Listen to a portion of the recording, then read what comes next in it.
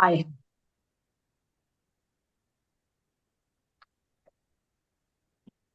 Okay, I think I'm audible. Is that right? Can you hear me okay? Yes. Yes, Yes. indeed.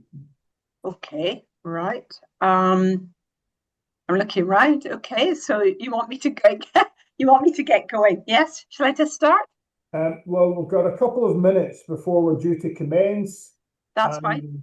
and I see Andrew's left the chair, so I'll just need to go and check and make sure there's no one. Andrew, can you just double check the waiting room and ensure that there's no one waiting to be admitted? Nobody at the moment. I've still got a couple of minutes to go. I don't know if you want to hang on. Gillian, are you want to hang on a couple of minutes Yeah, or no, absolutely. That's no problem at all. Thanks. Gillian's had a crisis involving a cat, haven't you, Gillian? It's been, yeah, I arrived home from Edinburgh to find the cat had a seizure. He's an old cat, but I thought he went off to the vet with my husband, and I thought we'd seen the end of him. But the cat, like Lazarus, returned, having had a blood test. So I was also a bit preoccupied waiting news from the front, as they say. So I'm fine. He is an old cat that's so it was okay. But it was not the afternoon I'd planned, put it that way.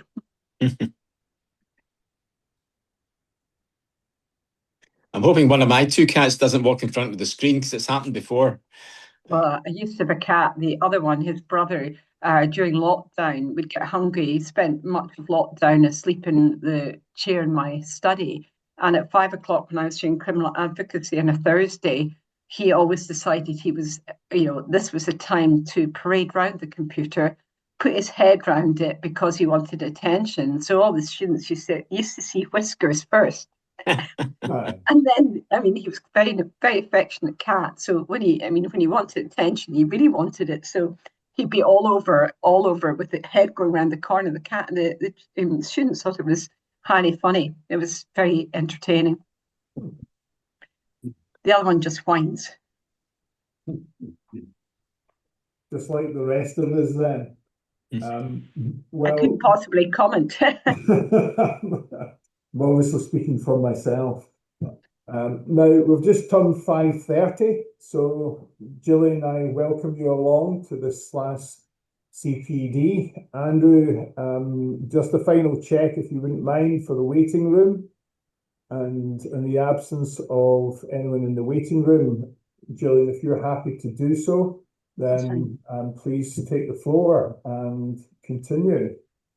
Okay, well, thank you very much for inviting me. And I'm not quite sure of all the On one interest or final line, background. but I used whatever I've probably that one. I can see on Just 134. 1 Is there minute. not Can I anything just for ask me? everyone to mute themselves, please? Yeah, hold on. I'll look in Mindcast and see what file. I don't. Shall I try take two, as they say?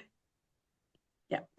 Okay. Thank you very much for inviting me, and welcome to those of you who are listening and watching today. So, today's topic is considering the background and purpose of the Fatal Accident Inquiry System.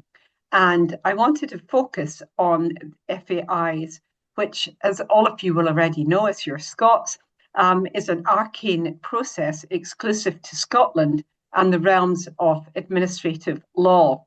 Now, I imagine that most of you will be very familiar with the term FAI. Not only we've studied or mentioned it at university, but you may have heard the term on frequent occasions, even as recently as the weekend, when some of you who are maybe hill walkers were maybe interested to see that there was a death, yet another death at Benlors of a hill walker, where I'm certain if we looked it out, we would find the phrase, and a report will go to the Procurator Fiscal. But outside of the legal profession, and even I imagine within the legal profession itself, would anyone really know why a report goes to the Procurator Fiscal, with probably the exception of those that work in the fiscal service themselves or have indeed worked there? What does that actually mean? And what's the relationship of a death such as that with the holding of an FAI, which all of you will know can either be mandatory or discretionary? So moving on, my aim is not to give a potted version of how to hold an FAI and its outcomes, namely the determination, but my aim tonight was to try and give a broader perspective of the role of FAIs by focusing on certain aspects. So it's not a lecture on FAIs and how to do an FAI. If you want to do that, you can look at the Act. But I wanted to talk a little bit about the background to holding FAIs, including a historical perspective, which I hope some of you might find illuminating. And I was going to touch on the consideration of the purpose in holding an FAI and its societal role. And very much welcome questions or any comments at the end. But before tackling these topics, there's a need to look a little bit more at the context. By looking at the purpose of holding an FAI, we can assess the position of FAIs today and consider both its role now and what it should perhaps be going forward. My guess in response to any issue of evaluation about whether the FAI system was working, that answer would probably be a resolute no. It would certainly be a resolute no from any bereaved relative's perspective. And for an evidence base, as all of us involved in law always like evidence bases, one need only look at the Scottish Human Rights Commission and their recent report, which described the FAI process as a brutal system from the family's experiences of death in custody, though some of their quotes may well apply across the board to any FAI and death. Their conclusion or observation was that families' testimonies revealed a system that too often compounds their trauma rather than alleviates it, feeling as it does, opaque rather than open, confusing rather than accessible, and detached from the values of dignity, justice, and accountability that a human rights framework demands. Now, if that is accepted, that is a pretty damning criticism of a process that exists within Scots law. Now, the issues which can perhaps be picked up are opaque and confusing, and we might leave the concept of justice for later consideration, because I would suggest that the concept of justice opens up the question as to if one principal body to an FAI remains dissatisfied, that does not necessarily mean that the FAI system does not work. Families, bereaved families, are of course a key body and key party to an FAI. But I think it is important to go back to the description of an FAI system because it is a public inquiry system. That's what I meant about societal interest. And it's held in our interest as a public, which of course includes bereaved families, but it also has the interest of those charged with giving evidence, depending on the particular death, but it could include the doctors, the police, prison officers, employers, people involved in the mountain rescue service. All these people have rights too. So maintaining a perspective is vital as well, and we can come back to that. The basis of holding a mandatory FAI is quite clear, but echoing the role of a discretionary FAI is more relevant here. So remember that it is the Lord Advocate who instructs any FAIs, but the FAI that they will instruct in relation to discretionary matters would be an inquiry into the death of a person in Scotland, where they consider that the death was sudden, suspicious, unexplained, or occurred in circumstances giving rise to serious public concern, and decides that it is in the public interest for an inquiry to be held into the circumstances of the death. And there again is that repeat of the words public interest, which of course, as all of us in the legal system know, is undefined and will depend on a case-by-case basis, but has the interests of us as society as its core. So on where we are with FAIs, we have a system which can and should work, but it is at best, and that's in my view, piecemeal, or like the curate's egg, good in part. Understanding why is more complex, where the reasons I will demonstrate or hope to demonstrate tend to be multifaceted. And those of you who are involved with Crown Office will be pleased to hear that they're not merely attributable to Crown Office. We have a new Parliament, which we need to reflect, but is there a will, a likelihood, or potential for change? Much can be changed without what I'd call draconian or legislative measures. But one of the proposals that's been put forward is setting up another organisation to deal with deaths in custody. But that, to my mind, does not seem to be the way to go. That would be a radical change to Scots law, and I don't think that is what is necessarily required for reasons that I hope to illustrate. Anyway, let's go back to look at enhancing an understanding of the background to the holding of FAIs, including perhaps some interesting historical perspective. And before I do so, I would, of course, remind you that the legislation today is governed by the 2016 Act, the rather short-titled Inquiries into Fatal Accident and Sudden Death Scotland Act 2016. It doesn't trip off the tongue. But it provides the framework for the FAI system, with the process details largely contained in the Acta Sederunt Fatal Accident Inquiry Rules 2017. So it provides the detail. The actual 2016 Act is the actual framework. So let's move to the background of the kind of process of getting to the 2016 Act. Scotland, just as for any other countries, is required to have a death investigation process, which predates, of course, the absolute requirements with which we are familiar, which is Article 2 of the European Convention on Human Rights, where Scotland does need to show compliance as part of the UK's obligations under the Convention. As a reminder for all of you, Article 2 states, everyone's right to life shall be protected by law. No one shall be deprived of life intentionally, save in execution of a sentence of a court following his conviction of a crime for which this penalty is provided by law. Now, you probably conventionally think of Article 2 as being more directly relevant where there are deaths in custody, and that's of course true because they're caused at the hands of the state through deprivation of liberty.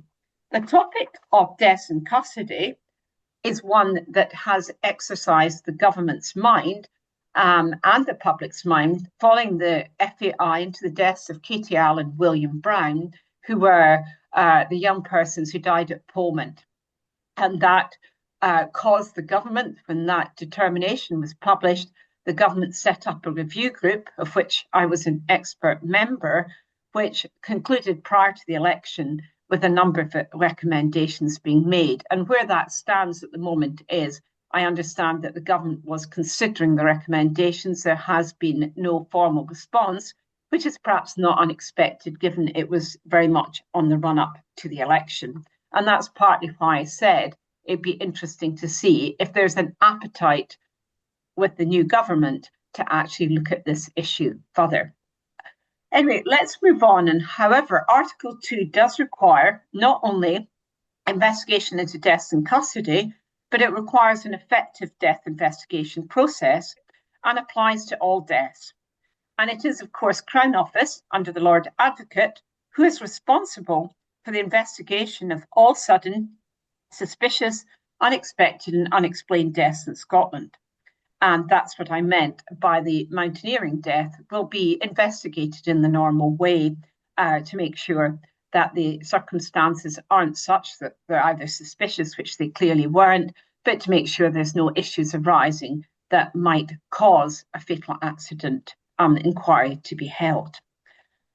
In England and Wales, the process is, of course, seen by HM courts and tribunals.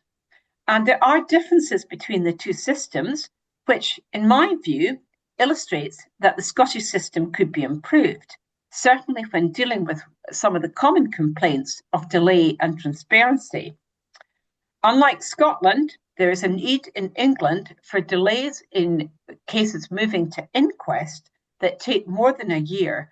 These require to be reported to the Chief Coroner. Now, that doesn't mean to say that cases all conclude within a year. Of course, that doesn't mean it. But it does mean there's public scrutiny because the Chief Coroner does publish a report and it does go through the reasons for delays. So I would suggest that that is an improvement on the Scottish system. While some delays can, of course, be justified, there are very complex inquiries. The demonstration of that justification, at least transparency, is, in my view, sorely lacking. So in answering, if I was asked whether the system complies with Article 2 and whether it's effective, is quite an interesting, it's an interesting question. And I think, again, I would say partially, but not completely. And remember, the reporting of deaths does not mean that any FAI may be instructed. And to provide perspective on the number of deaths reports, and interestingly, I managed to get these figures because quite often it's very hard to find any statistics relating to FAIs. It's buried in the most obscure places. But in 2023-24, 13,218 death reports were made to Crown Office, which for some reason was 21% higher than 2019-2020. And I have no idea because there wasn't an explanation provided as to why that should be the case. But that would suggest that the number of reports being made to Crown Office has gone up. Now, I can tell you that Crown Office predict that there will be approximately 40 to 50 FAIs held annually, but this is impossible to quantify in any meaningful way because Crown Office and the Scottish Courts and Tribunal Service quantify completion differently. When you're looking at completion of FAIs, do you mean the conclusion of evidence and submissions, because that will be Crown Office's view, or do you mean when there is publication of the determination? Because there are no timescales that exist between the date of completion of the submission and the date of publication of the determination. Now, this was an issue that was discussed prior to the 2016 Act, but the best that could be achieved was that the determination, the concluding document, should be published as soon as possible by the Sheriff. Now, I'm going to make no further comment other than to mention one particular FAI that took place over a lengthy period of time, and that was the death of Sarah Jane Riley. Now, there were complications, to be fair, in relation to her death. She was a transgender prisoner. But one of the points that I noted was that the submissions concluded on the 20th of November 2024, but the determination was not dated until the 20th of October 2025, nor published until the 4th of November 2025, nearly a year later. Now, that was the death of one trans prisoner that appeared to take nearly a year between evidence concluded and its publication. So when you ask where delays occur, the delays are not merely Crown Office in deciding that an inquiry should be held. It is not just in relation to a first notice preceding the holding of an FAI. It's not just in relation to the hearing of the evidence and submissions, but it's also caused by delay in determinations being published. So let's move on and turn to a historical perspective. And it may, if I were to ask you and make this an interactive talk, I would ask you when you think the system first started. And it might be a surprise to some of you, at least, that it started in 1895. And that's when this form of process was really developed. Now, I think we've moved on since 1895, and some changes have taken place. But if we look at the legislative background that allows us to consider some of these changes, these are key to thinking about the evolution and the scope and background, and therefore the continuing societal importance of FAIs. Because if we look at the past, we can see that the FAI process has been used to investigate significant events that are now etched in our history. So the starting point was the Fatal Accidents Inquiry Scotland Act 1895. It allowed investigations into deaths from industrial employments or occupations in Scotland. And you might ask, why did they decide in 1895 that they needed to develop this process? And the reason was probably that there were growing concerns over the scrutiny of industrial accidents. For those that maybe studied history, it predates the liberal reforms of the early 20th century, but there was a feeling that there needed to be transparency to look in, particularly at deaths that result in the call from employment. The 1895 Act was followed in 1906 by the Fatal Accidents and Sudden Deaths Inquiry Scotland Act 1906, which amended and widened the provisions. And apologies, I will read the section because it's easier expressed. It stated that in any case of sudden suspicious death in Scotland, the Lord Advocate may, wherever it appears to him to be expedient in the public interest, direct that a public inquiry into such death and the circumstances thereof shall be held. And the public inquiry so directed to be held shall take place according to, effectively, the procedure set out by the 1895 Act. It then went on to outline that the jury, after hearing the evidence and the persons, if they so desire, appearing, including any person duly authorised by any trade union or friendly society, remember what I said about employment, and the summing up by the sheriff, if he shall consider such summing up necessary or proper, shall return a verdict setting forth, so far as such particulars have been proved, when and where the accident and the death or deaths to which the inquiry relates took place. So, echo of today, exactly the same. The cause or causes of the death, accident or death, the same as today. And here's where it differs. The person or persons, if any, to whose fault or negligence the accident is attributable. The precautions, if any, by which it might have been avoided. Any defects in system or mode of working which contributed to the accident, and any other facts disclosed by the evidence which, in the opinion of the jury, are relevant to the inquiry. Some background noise. Anyway, so interesting. The language is very much familiar to us all regarding the scope of the findings, I would suggest. However, there are some points of significant difference. And the first is the mention of the verdict. And some of you might be familiar that that's a terminology in relation to inquests in England that's still used. There's reference to a jury, but most importantly, possible findings of negligence or fault. Now, these are not familiar to us today, as the determination is a judicial determination instead of a verdict. And the purpose of an FAI is very clearly stated under Section 1(4) of the 2016 Act, not to make findings of fault and negligence, as such findings, as we all know, lie very clearly down other forums, such as the criminal or civil courts. So that was the background. So you can imagine that that line can be quite fine as to what the balance of finding a fault and negligence can be. And just to look at that issue, because it is a focus, and there was a death of a baby J from a Wilms tumour. It was an FAI into the death of a baby. And this was a discretionary fatal accident inquiry where the sheriff made a finding that had a referral been made to hospital, this would have resulted in further investigations, and if conducted properly, would have resulted in the correct diagnosis. If the correct diagnosis had been made, treatment would have commenced, and the baby's survival would have been likely, and the death might have realistically been avoided.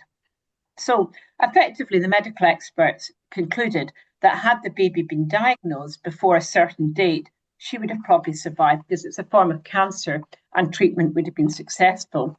And they also determined that about 3 occasions existed for the baby to have been correctly diagnosed and that the delays in diagnosis significantly contributed to her death. So I think we can all understand the kind of background there. One of the doctors, a Dr. Duncan, who was a GP, was in effect criticised, although other doctors at the hospital were also criticised, but she sought to raise a reclaiming motion. And the question was whether the sheriff at the fatal accident inquiry had been entitled to make the finding as a matter of law that it was a reasonable precaution which might have resulted in the baby's death being avoided if Dr. Duncan had referred the baby following a particular consultation. And in determining the standard, it was set at a lower level, so that the judge, in determining this, said it was set at a lower level than would have been the case if the sheriff required to be satisfied that a precaution ought to have been taken or that it should have been taken. Now, this is interesting because you can all see that effectively saying to a doctor that you didn't refer to hospital when you could, I would think amounts to a criticism or suggestion, certainly of a failure. So this is why effectively she reclaimed. She also reclaimed partly because one of the experts had said what she'd done was reasonable. So there was a bit of a difference of opinion of the experts. I think it was actually poor. It was probably poorly expressed. But in any event, the judge took the opportunity to look at what was meant by the finding of precautions. And he looked at the use of any in relation to precaution, specifically, therefore excluded the incorporation of the medical negligence test that we're all familiar from Hunter against Hanley, which suggested that a finding might not be made where other options might exist. So as I say, one of the experts said what she'd done was okay, but in effect, the sheriff had decided to criticise her actions. And this is useful, this particular judgment, because it went on to clarify Section 26(2)(e) of the Act, that a precaution should only be set out if the sheriff considered that it ought to have been taken or that it should have been taken, and that the word precautions should be given its ordinary and natural meaning, which refers to a measure, action, or step taken beforehand against a possible danger, risk, or inconvenience. Now, the reason that that judgment is really quite interesting is because we don't have a system of FAIs and determinations which clearly show precedence. You can go on and see everything. And that comes back to the publication of FAIs, which up until the 2016 Act was piecemeal. And when the judges or the sheriffs get opportunities to comment, there are only a few of the FAIs, if you like, are landmark decisions and are quoted. They are hard to find. And I would suggest to you that this lack of a corpus of law or corpus of law clearly stated makes it difficult when we don't have specialist sheriffs dealing with FAIs all the time. There are sheriffs more experienced than others in dealing with FAIs, but I suggest to you that that's maybe one of the areas, unlike the jury manual, which exists, that would be useful perhaps where there's a collation of where there's been determinations or judgments that have helped clarify what the law actually should be. So moving back to what I was talking about, obviously this applies to the finding of any precautions regardless of the nature of the death under examination of the FAI. So the precaution to make will vary from FAI to FAI, with medical cases where there is the exercise of medical knowledge and experience, and again, we'll be familiar with different doctors giving different opinions. An FAI can still make a finding of a precaution, provided it falls into the reasonable range of precautions which could have been made.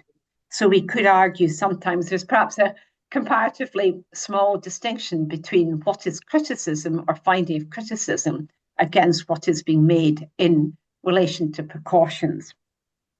Anyway, moving on, I would suggest that this particular case of Baby J and this idea of findings of negligence is quite interesting if we then look to the 1940s, when there is one particular FAI into the death of 6 boys. And I tend to call this 6 Bad Boys. Some of you may have read the Enid Blyton book in your youth.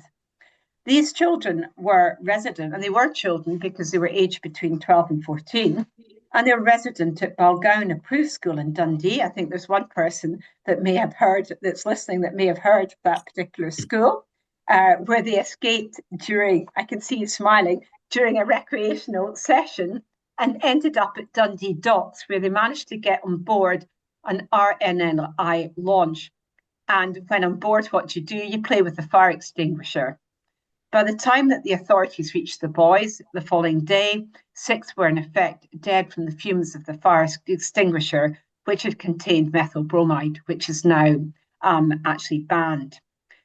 Now, this would have been an FAI held in front of a jury, and it was a jury that returned a verdict who were of the opinion that the accident could not be attributed to any person other than Thomas Thompson Bunt and his companions. There was no way, the inquiry did not look at the fact that 6 boys had escaped from the school. There didn't seem to be any concern that 6 boys were roaming around Dundee in a November evening at loose. There didn't seem to be concern that they managed to enter the docks, which actually should have had a locked gate. And these were matters that did not feature at all in the inquiry. Or indeed now we might look at it and say, why did they seek to escape? With our knowledge today of the abuse inquiry, and Balgowan has featured in the Scottish abuse inquiry, I think we might be able to hazard a guess. So that maybe illustrates a case where opportunity of negligence finding or comments were not taken. But I'm going to go back and consider some of the FAIs that were held, perhaps to your surprise, under the 1895 and 1906 legislation. And that includes a catalogue of infamous disasters that have occurred in some of our lifetimes. I appreciate some of you are too young, but a number of us have perhaps recalled the Clarkson gas explosion, the Cairngorm disaster, and of course, Ibrox. All of these were held under that legislation with a jury. The Clarkson explosion was described as the worst peacetime disaster, with 21 people dead and over 100 injured. It was described as a bomb and had the impact of a 300-pound bomb. It was at a time of IRA bombs on mainland Britain, so that's not as abstract an impression as might first be thought. According to some attending at the scene, including the police, it was a consideration that this had been a bomb attack and there were consequential concerns for public safety. But it was gas that destroyed the rather familiar type of 1960s shopping centre that had a car park situated on top of it that was reduced to rubble. So it was very like the Overgate development, Ken, which you might be familiar with as well. It killed those shopping and working there, including a number of passengers alighting from a bus. So the normality of an afternoon at Glasgow was wrecked. Now, the jury determined there that the accident was caused as a result of gas escaping through a fracture in a 4-inch gas main laid beneath the pavements in front of the shops of Clarkson Toll, and that it had escaped into an unventilated void before the shopping centre, which gas subsequently became ignited and exploded. And there was no evidence laid before us, remember that's the jury, from which we are able to hold it proved what the cause of the ignition was. So in other words, the stress and corrosion of the pipe causing the fracture was not attributed to anyone. There was an internal gas board report conducted into this explosion because there's reference to it, but try as I might, I have not been able to find it, and it's certainly not completed at the time that the FAI was heard. That might have made for interesting reading because the gas board were on site and there was a strong smell of gas at the time. So that maybe illustrates a couple of inquiries and the way that perhaps fault or negligence was interpreted then.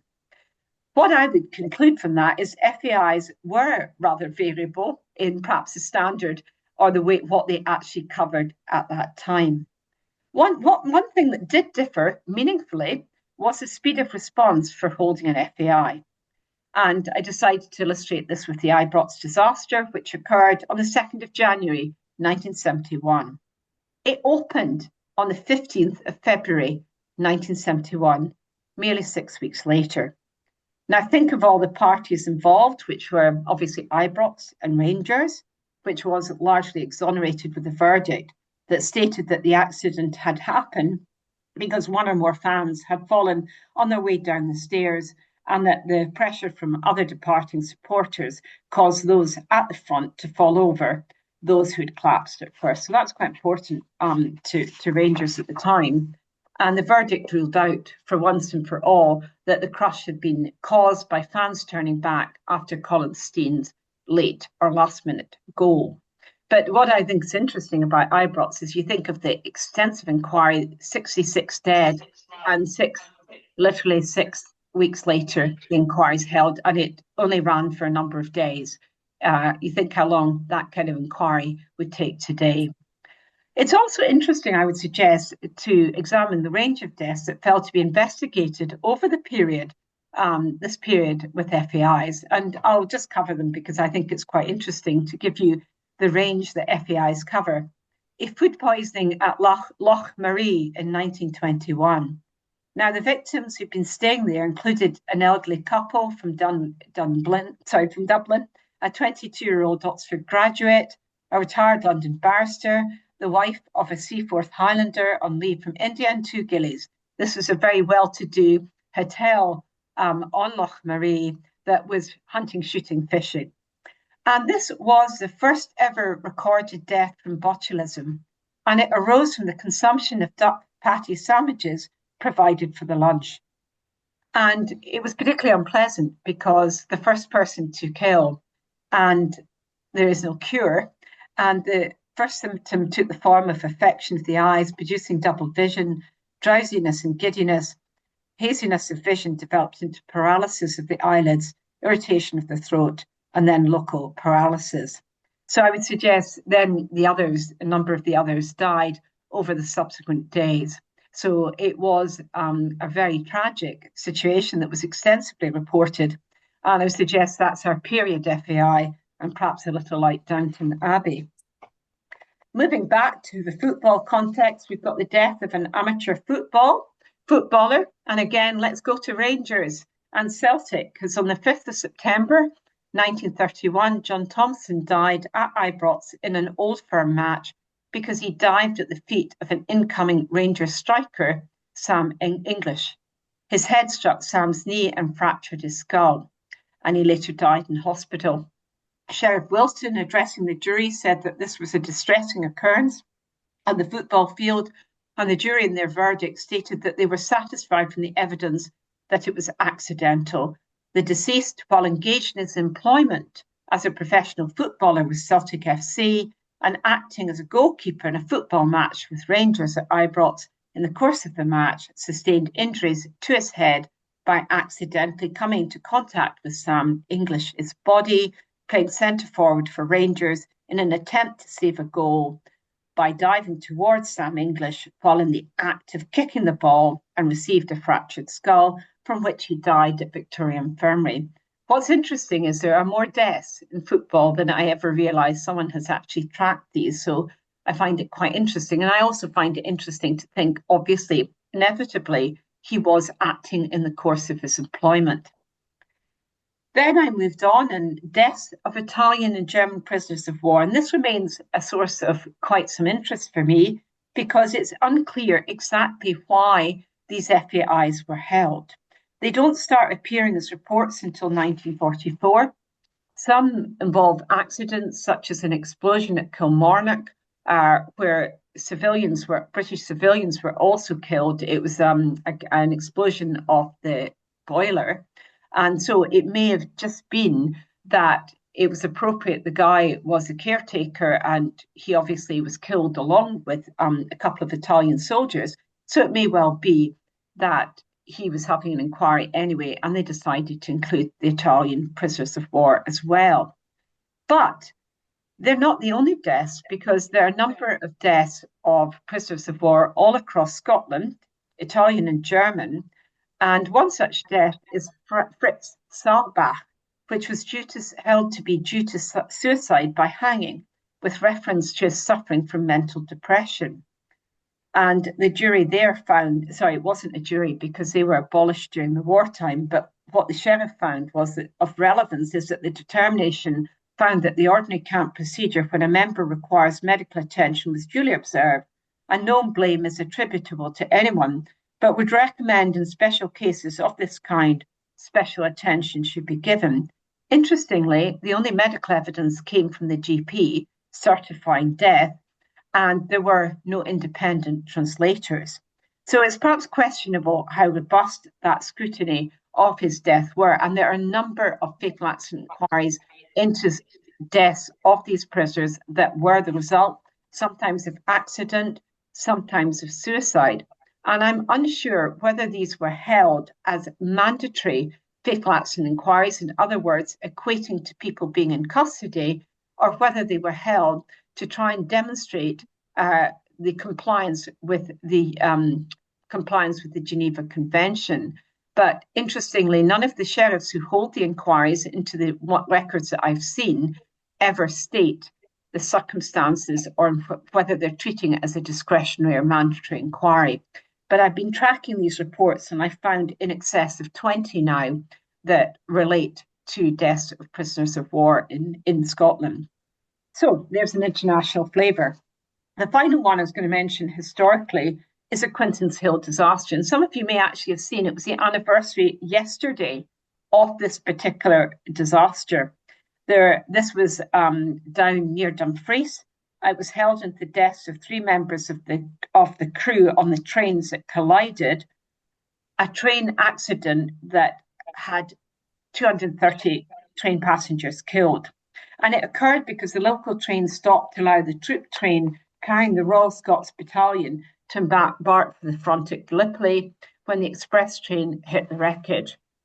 There were errors in signalling. Someone was prosecuted for culpable homicide.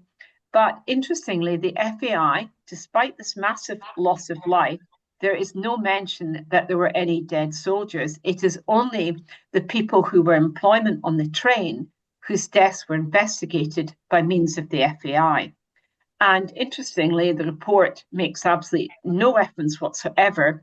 And I was rather thinking that this was wartime censorship or morale. But I mean, it's fair to say that the accident was completely reported at the time in the papers as obviously a very, very serious accident. But the inquiry only featured the 3. Now, that'd be a bit like saying the Lockerbie FAI only featured the people who are employed in the Pan Am jet rather than the passengers and indeed the people on the ground that were killed. So that maybe gives you a bit of scope of historical perspective. It was interestingly to be 70 years before the law was to change in 1976 with Fatal Accidents and Sudden Deaths Inquiry Scotland Act. And that was necessary as the North Sea gas platforms had come on stream where there was concern about industry deaths. And there was, in effect, no jurisdiction. That was provided by the 1976 Act. In addition, the government took the opportunity to exclude jurors so that there was no longer to be a jury, because it was found under the Grant Committee report that had reported a little bit earlier that these were unnecessary and expensive, so they were abolished. England still sits with juries. Now, as I referenced early, they were abolished due to manpower issues with people being in the services during World War II and seem to have operated fairly successfully. But that was in common with sheriffs, with the exception of capital punishment trials, that there were no jury in criminal matters either in Scotland during the war. So under the 1976 Act, these covered the inquiries held at Dunblane and Lockerbie. And, you know, again, these illustrate, as the earlier FAIs do, rupture and change to society, because Lockerbie inquiry directly results in the fact that we all are totally familiar with aircraft baggage reconciliation. Well, that comes out of the FAI at Lockerbie as to the cause, obviously, of the accident. So it's very much about FAIs being held to learn and to improve lessons learned in societal interest. So then we go on, you'll be relieved to hear, to the 2016 Act, which was passed and followed the review report by Lord Cullen. He had conducted the Dunblane inquiry in the FAI and also Piper Alpha, although that was not a fatal accident inquiry, but conducted as an inquiry. You might ask, what's the difference? And that we could spend a lot of time discussing in detail, but for present purposes, an inquiry is held under the Inquiries Act 2005, is much broader in scope. It's instructed by the Scottish or the UK government, so it's instructed by ministers, whereas, of course, an FAI is instructed by the Lord Advocate. An FAI is constrained by the scope of findings that can be made in the determination. So, for instance, in Dunblane, there was actually both a public inquiry and a fatal accident inquiry. but the fatal accident inquiry would have been, a much narrower focus. There were other reasons, there were both. But remember, even within a fatal accident inquiry, there is a catch-all where the sheriff can add anything he may feel is pertinent. But that wouldn't be relating to kind of findings as to what I'm about to come on to, which is the recommendations. So the 2016 Act had the aim of streamlining FAIs, although there was a delay from his review until 2016 for legislative change to be effected. Now, part of that related to the internal reorganisation of Crown Office. It was necessary to allow them to create a centralised investigation administrative centre with the Scottish Fatalities Investigation Unit. There were, importantly, other changes which gave Sheriff the power to make recommendations under Section 26. And these include the taking of reasonable precautions, the making of improvements, the introduction of a system of working, and the taking of other steps. Also, I've touched on publication requirements, which are now on the Scottish Courts and Tribunals webpage. There also requires to be a report made to government under Section 29 of the number of inquiries that are done within a year and also the number of recommendations. I defy you to be able to find these reports because they are not easily accessible. Secondly, they are totally meaningless because they're not provided with any context. One FAI can make 40 recommendations, and there is no requirement to respond to any recommendations unless a party was at the FAI or a participant. So very limited. If we look at England, the concept of making recommendations follows the English coroner, who can make prevention of future death notices. And that's much commoner than recommendations being made in Scotland, because the coroners have a statutory duty during an investigation if they identify circumstances that create a risk of future death. So effectively, they must issue a report to a person, organisation, local authority or government where the coroner believes that they may have power to take relevant action to prevent future deaths. So there is also no judicial oversight and follow-up to ensure any response is made to any recommendation. So once published in Scotland, that's an end of the matter. The judge doesn't need to do anything. And I'm not going to go into this great detail because I've seen time is marching on, but I would say that there is no effective join-up either between England and Scotland with regard to matters that might be of joint interest. For instance, road traffic deaths. I looked at the death of Alexander Erfan. That was one you might be familiar with because that was the death of a baby in Morningside because an older driver lost control of the car and drove into him and his mother. Coterminous with that, there was a very similar accident for very similar causes in England and Wales. Now, the problem with that is that both operated in silos, and the sheriff did make recommendations in Scotland, but they weren't addressed to anybody. In England, there were recommendations made in the inquest about older drivers and were directed appropriately to the DVLA. So when you're looking at recommendations, if they're not made to someone, there's no requirement to respond. At least in England, it was much broader, but it might have been more powerful for both to be aware of each other. And I'm unaware of what discussions or what cognizance Scotland ever takes of similar matters from England. So I kind of touched on that briefly because there is more of a transparency perhaps in the English system. There's also greater interest in England in holding inquests into topics such as climate change. The death of Ellie Adu Deborah from asthma was one that was examined, and I'm very doubtful that that kind of death would be the subject of an FAI in Scotland. England also holds inquests into deaths abroad, such as the deaths of 30 British tourists at Sousse in June 2015, that looked at whether the government's decision not to raise a terror alert in Tunisia was appropriate. Now, to be fair, two Scottish people died as a result of that terrorist attack as well, and they were included in the inquest in England. But in Scotland, since 2016, we have the power to hold FAIs into deaths abroad, but none have been held. So in conclusion, very briefly, I hope that's been a bit of a romp around FAIs. And I hope that's illustrated their importance to Scotland, but looking at society too. We need a system that responds clearly and timidly, but there's no point in FAIs concluding many years after the death, because by that time relevant changes should have been made, and that if no recommendations are appropriate made, it doesn't mean that the FAI shouldn't have been held, but there might be questions as to whether that's the most effective use of resources, which of course has become a source of contention because both the UK and Scottish Government have looked into the cost of inquiries and continues no doubt to see it as a matter of concern. What seems to be inexcusable to me is the absence of information and clarity, and that goes back to what I said about the relatives. The main web pages are Crown Office, not Scottish Government.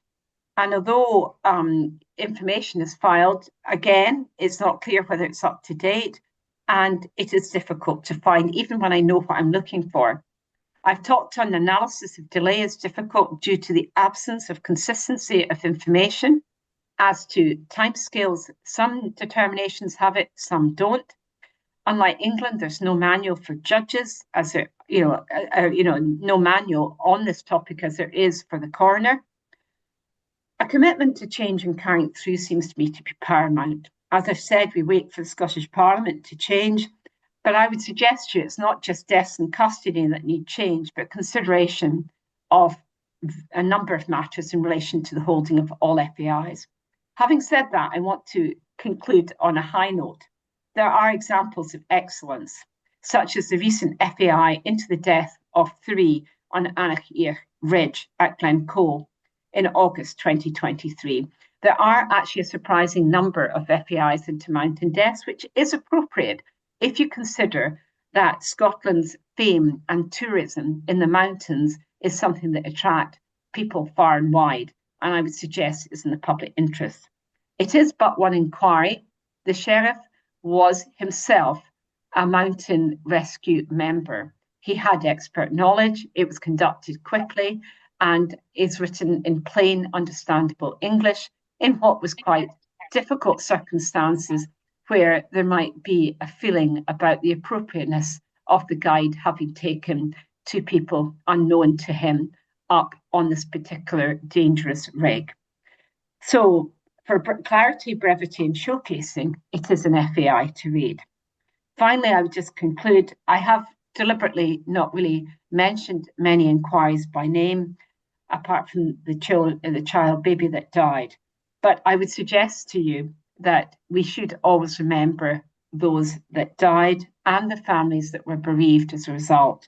And although I made comments about inquiries being the public interest, that is the note on which I always end, that we should remember them because they are the ones that are the heart of, obviously, the FAI. And we do need to satisfy their interests, but there is a broader and much wider societal interest. Well, thank you very much for your attention. I'm sorry that was slightly longer, Andrew, than I thought.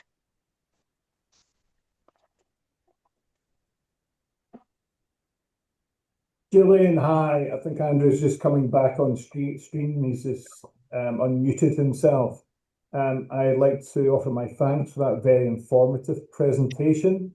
And I've got 1 or 2 questions of my own. Before I jump in there, can I open the floor to any questions amongst the audience? Ken. Thanks, Dan. Gillian, I don't know if you've read Bob Shields' article on Quinton's Hill.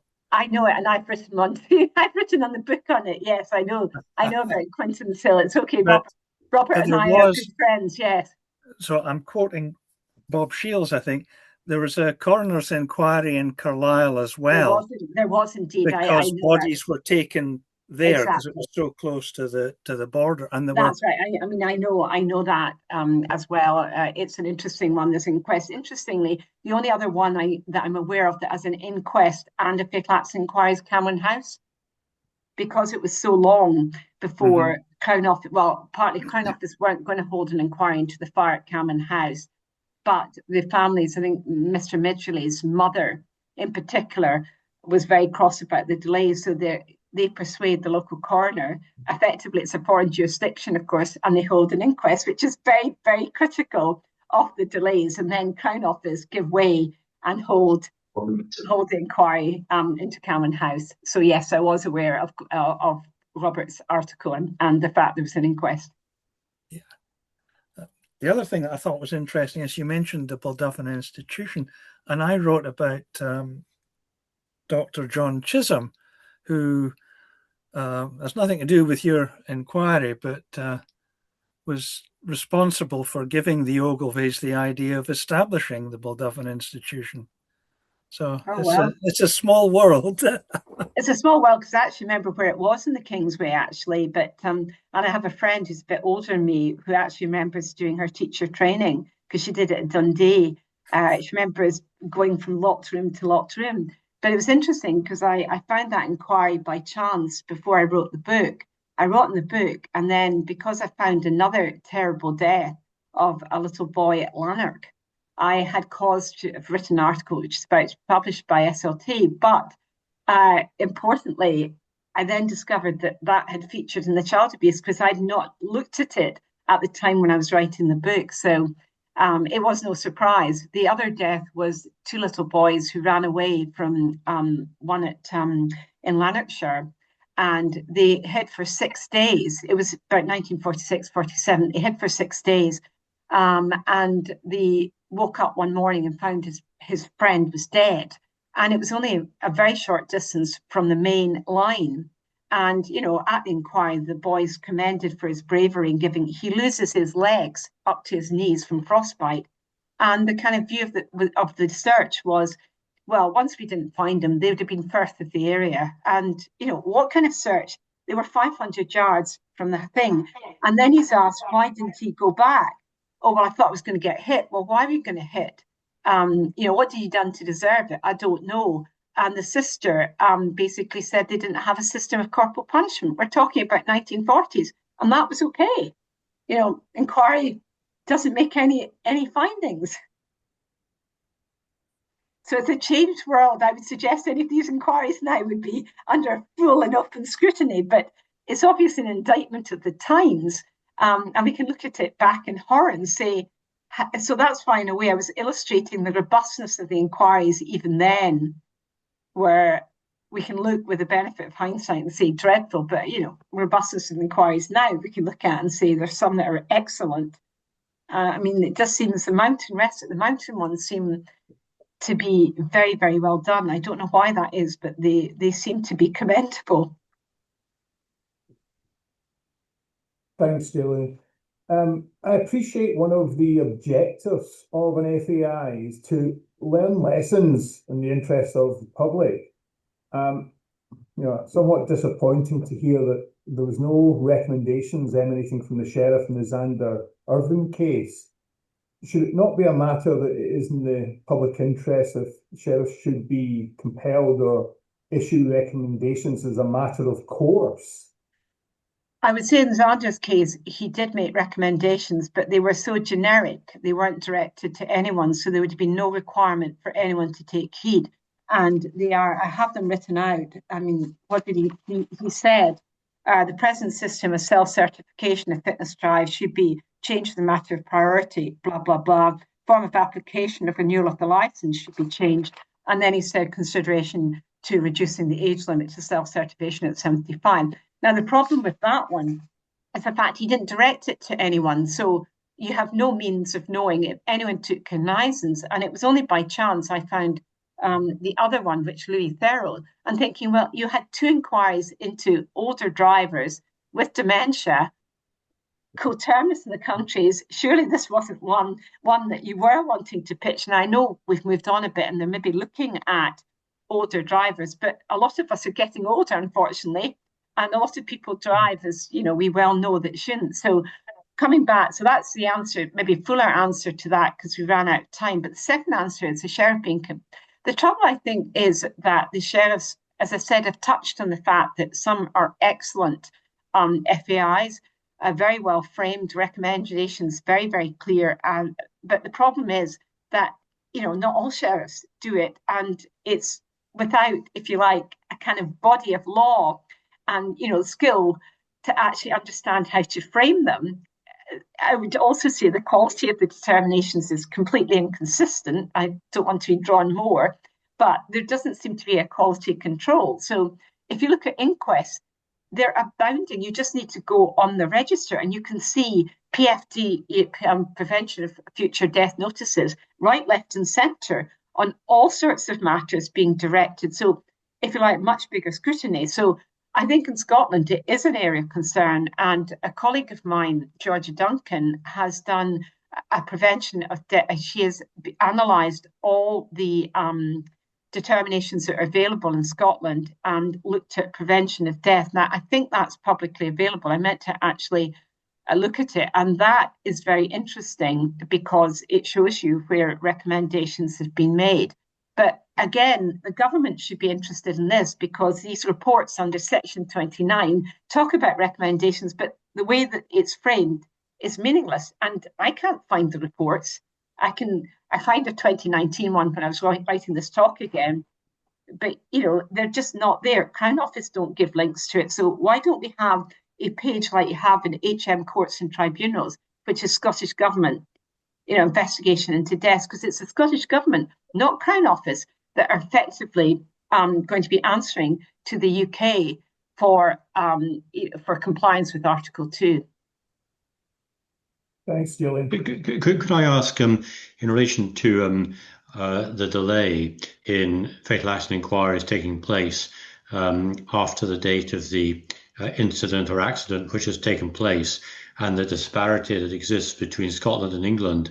I have some experience in FAIs over the years, and why do you think there's such a long delay here in Scotland? Well, I've done quite a lot of analysis of it, but it's the delay and partly also covered in the book I published. I actually included a chapter in statistics because I was so horrified. So I better rephrase that. I was worried about the fact the lack of statistical available information. So coming back, the delay compounds, if you like. So you have the death. Crown Office inevitably will need to investigate it. They may, if it's mandatory, it should be more straightforward because they know they're going to have an inquiry and they could prioritise it. But they don't have any KPIs about timescales on this area. So that's one thing. But if it's discretionary, I fully accept that they have to get expert reports and it can take some time before they decide that the matters of public interest. So that is very hard to work out just how long all that takes because you're dependent, for me, looking at the determination for the sheriff setting out the procedural history. Now, in a civil case, even in a criminal appeal, you would expect the history to be set out. So why is it not mandatory in the determination to say, well, this death occurred on that date, the first notice was served on such and such a date, because then you can clearly see when the Crown gave notice to the court service that an FAI was to be held. Up until that point, that delay, James, is completely unscrutinised. It may well be justified, it may well be appropriate, but there is no direct, if you like, looking at that. Once it's a first notice, you can see that a number of them have a great number of preliminary hearings. Why? I'm not entirely sure, but you can see them being charted through court. A number of them obviously will have a number of dates. There'll be differences with the dates of witnesses and things like that. Obviously, that will take time. So you've got the kind of court process. Then you will come to submissions, because when I was doing this all these years ago, I think I probably did one of the early cases that we were asked for written submissions because it was actually 46 days. It was the longest running fatal accident inquiry ever into maternal death from preeclampsia. And I had to write submissions, not having done it as a criminal lawyer. I hadn't done it, but obviously we all did. So I'm saying that they now do submissions and then it's over to the sheriff. Now, to be fair to the majority of sheriffs, they do obviously try and turn it around quite quickly. But I quoted one, and I've no means of knowing why it's a year. But that, again, is something that we, if you like, as a public, no doubt the sheriff principal may be able to monitor that sort of thing. So your delay accumulates year on year on year, and then it's published. And basically, that's it. But that timescale gets broken down to all these areas. where there should be more, in my view, there should be more accountability, there should be more transparency. But it's quite hard, as I say, because some sheriffs, some of the determinations barely comply with what I call the procedural requirements. Others obviously are excellent, and that's why I wanted to end on a high note. Does that help? Yes, that's very helpful indeed. And but it seems to me, from the experience I've had of these things, that the delay between the accident taking place and the inquiry actually getting moving is one of the primary causes for distress of the family members. Absolutely, Thank the you. distress. Yeah, absolutely, and that's very clear. That's one of the major, and I would say the other cause, because we didn't really talk about it, is that the family's expectations, and that's why I kept stressing the public interest. The family's expectation, they don't understand what the purpose of an FAI is. They don't understand, if you like, the constraints of what the sheriff can do. Yeah. And I mean, and that makes it very difficult because obviously you're dealing with grieving relatives, and particularly anything that's very, I was going to say contentious, but anything that's a particularly trying one is going to be even more contentious because it's been done in the face of a blare, glare of publicity and everything else. So I think that doesn't help. And again, that comes back, if you look at inquests, they're very clear question and answer. There's very clear information about inquests. It's all in the HM Courts and Tribunal Service. I'm not saying that makes an inquest. Everyone says inquests are great, but I am saying a lot more awareness. Now, Crown Office will no doubt explain the purpose of fatal acts inquiry. I did myself, but do families really understand? Because you hear and you can see things being said that clearly show that they don't understand. They think it's their inquiry. And when their inquiry doesn't deliver the result that they want, therefore it's been a failure. But it's not necessarily the case. No. Thank you very much indeed. By the way, incidentally, I was had an interest in the Glencoe one you talked about because I do a lot of mountain safety stuff, and I think that seemed to me to be a model of excellence, the FAI that took place there. There's another one actually that's many years earlier of an 8-year-old girl that died in the Larry Grue, a little German girl, and that is one of the best FAIs I've ever read because it was entirely obviously the father's fault, but the way the sheriff deals with that is brilliant. He deals with it as if it's he deals with it as a public awareness issue rather than, oh, goodness me, why did you do that? Why did you take a child of that age up? And, did you not leave any plans about where you were going, etc.? Do you not wear clothing appropriate, etc., etc.? So that's another one that is, if you're interested in mountain deaths, is really interesting. I mean, I just think it's the way to write it because he hasn't blamed the father, which no doubt the father and mother were, beside themselves. Anyway, they didn't give evidence at the inquiry. It was done by kind of anecdote as to a statement I think the mother of whatever had given at some point to what the circumstances were. Thank you very much. Thank you, Gillian. Is there any final questions at all? Nope. In which case, Gillian, I'd like to thank you for your excellent presentation. It was very informative. I could probably chat to you all night about the Tay Bridge disaster and reactive legislation. Sorry, I see that Shelley, you're raising your hand. If you could unmute. I think she's clapping. Oh, clapping, sorry, my apologies. My apologies. So, yeah, that was very accidental of me in the manner in which I recognised it as a hand clap. Now, yes, Gillian, I very much do thank you for your excellent presentation. And as I say, it was very informative and very enlightening.